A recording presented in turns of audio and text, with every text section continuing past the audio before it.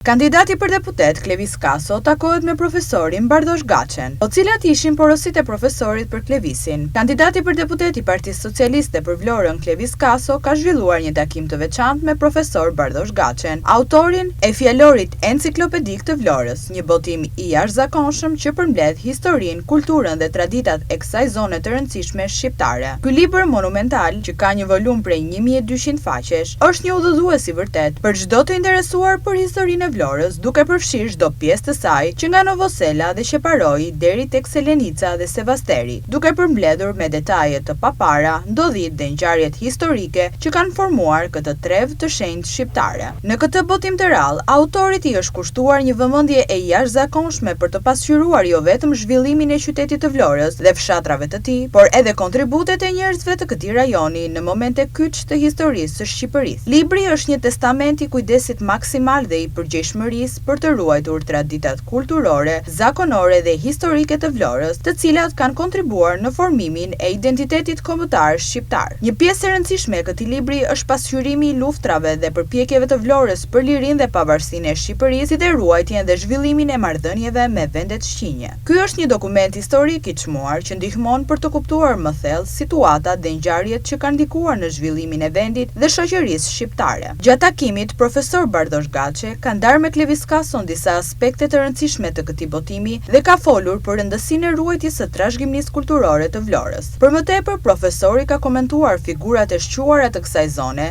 si Mehmet Kuçi dhe Abdyl Kuçi, të cilët kanë lënë një shenjë të thellë në historinë e rajonit dhe të Shqipërisë. Në trevën e Vlorës ka mjaft figura të spikatura kombëtare, të cilët në kohë të ndryshme kanë dhënë kontribut të jashtëzakonshëm në lëvizjen tonë kombëtare. Një nga këto familje është dhe Mehmet Kuçit. Mehmet Kuçi për herë të parë del në dokumentet e lidhjes shqiptare të Prizrenit si kajmekan, si kryetar beledie në disa vende të Perandojës Otomane dhe të Rumelisë si quhej në atë kohë. Por Mehmet Kuçi dinte 5-6 gjuhë të huaja dhe ishte mjaft I kulturuar. Edhe pse ai iku nga Kuçi që I vogël në shkollën Zosimea dhe pastaj tërë karrierën e tij e mbajti jashtë vendit, por në trevat shqiptare të Rumelisë, veç atyre të beledieve të Azisë së vogël. Ai kishte një miqësi shumë të madhe me figurat e kohës si Abdyl Frashi, Petro Pogën, Abedin Pashdinon, me Mustafa Pashvlorën e të tjerë. Dhe këta kishin krijuar një përtham shumë interesante deri në Kosovë dhe në Tetov, Gostivare, Manastir dhe viste të tjera, në Konic, në Kozhan kryesisht, që ishte një qendër shumë e madhe e shqiptarëve të kohës, dhe në Prevez, Pilat dhe Gumenic. Por fati I lëvizjes tonë kombëtare është që në këto treva ata u lidhën dhe me Gjirokastrën, Himarën dhe Vlorën, me patriotët më të mëdhenj. Dhe po të shikosh, gjallërimi I këtyre vartrave të lëvizjes kombëtare është bërë nga këta, Mustafa Pashvlora, Mehmet Kuçi, Salia Kokondi e të tjerë. Më kujtohet një dokument I Salia Kokondit, I cili ka shkruar dhe historinë e parë të Shqipërisë. Është nga Vranishti, jurist ka qenë në Vlorë, avokat dhe miku I Abdyl Kuçit, djalit Mehmet Kuçit. Por Mehmet Kuçi, duke qenë në këto pozicione, duke pat ta miq, sepse Mustafa Pashvlora ne marrim si kryetar I lidhjes shqiptare në Vlorë, por Mustafa Pashvlora ishte valiu I Janinës, 18 vjet. Ka qenë sadrazem. Dhe këta I shkolluan një pjesë të mëdhenj. Më kujtohet një nga shokët e Mehmet Kuçit, e dikush, Omer Pash Risidia. E di çka ka qenë Omer Pash Risidia? Rektori I parë I Universitetit të Mjekësisë në Stamboll. Universitet tjetër shkruar 5 vjet më mbrapa nga Santa Simi. Po ne, me që është universitet mjekësor atë, se zëmërgoj. Po Omer Pash Vrioni, Omer Pash Risidia, hapi dhe parlamentin e parë 1876 të Sultan Hamitit. Po hapi dhe parlamentin e parë të Ataturkut, dhe pas 3 vjet dhe vdiq. Dhe sot 3 revistat më të mëdha të mjekësisë në Turqi janë të merë pas Risilis. Ky ishte miku i ngushtë që e mori dhe shkolloi në shtëpinë e tij në Istanbul Abdul Kuçi. Po jo Abdul Kuçin, po dhe 5-6 të tjerë që janë nga kazaja e Pilaçit, e Gjirokastës dhe Vlorës. Po të flasësh për Abdul Kuçin është një figurë jo vetëm kombëtare, jo vetëm ardhëtare, por ajo që na intereson më tepër në këto kohë të sotme, një nga juristët më të mëdhenj, sepse është dhe bashkëhartuesi i kushtetutës Ahmetzogut. Është një ndër tre. Ai që formulonte ligjen në Parlamentin Shqiptar.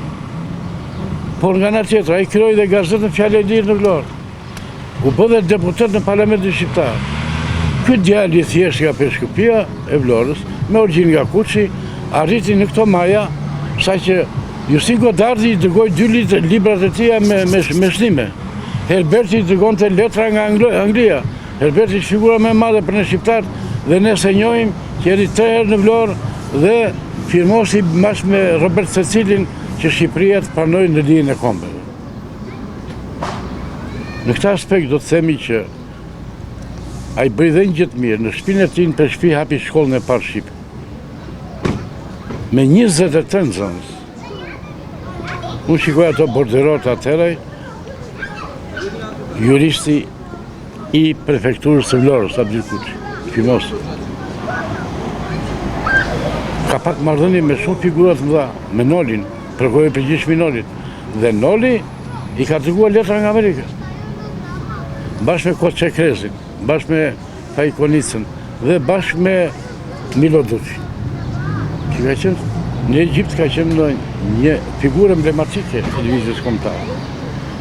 Pra ne këto figura kaq të mëdha, këtë ngjarje, këto histori i kemi të zbehta për t'u trashëguar të ardhmen dhe ta. Një moment i veçantë i takimit ka qenë dhe përmendja e një dokumenti të çmuar që është një amanet i Abdul Kuçit, i cili i ka lënë pasardhësve të tij disa urdhra dhe mësime të vlefshme për jetën. Kaso, impresionuar nga ky amanet, e ka ndarë me profesor Gaçen porosinë e fundit të Abdul Kuçit, e cila është një testament i thjeshtë dhe me një mesazh të qartë për brezat që vinë pas. Mos u mërzisni dhe mos bëni vaj të madh. Vështroni punën, ruani e mbani fëmijët dhe jepuni fuqi dhe kulturë. Amaneti i Abdul Kuçit përmban disa porosi të thella për jetën, si përkushtimi ndaj familjes, ruajtja e unitetit dhe shmangja e grindjeve, besnikëria ndaj miqve dhe respekti për të tjerët. Ai gjithashtu thekson rëndësinë e arsimimit dhe kultivimit të brezave të rinj, duke i udhëzuar ata të kenë një moral të fortë dhe një disiplinë të pashembull. Ky dokument i çmuar ka një rëndësi të madhe jo vetëm për trashëgiminë kulturore të Vlorës, por edhe për mësimet që ai ofron për brezat e ardhshëm. Nuk është rastësi që njerëzit më të lexuar në botë nuk kanë asnjë emocion para asnjë gjëje. Dhe unë e falenderoj shumë profesorin që më tha këto fjalë dhe është një shprehje, kush do të bëhet lider i madh duhet të lexojë historinë. Të gjithë që kanë dëshirë në këtë qytet të jenë lider ose të njohin të gjithë të shkuarën e tyre, duhet patjetër të marrin këtë libër Vërora fjalor enciklopedik, se profesori është, unë nuk e njeh deri më sot nga afër, por është realisht një nga enciklopedit më të mëdha që ka qyteti i Vlorës. Të falenderoj shumë profesor.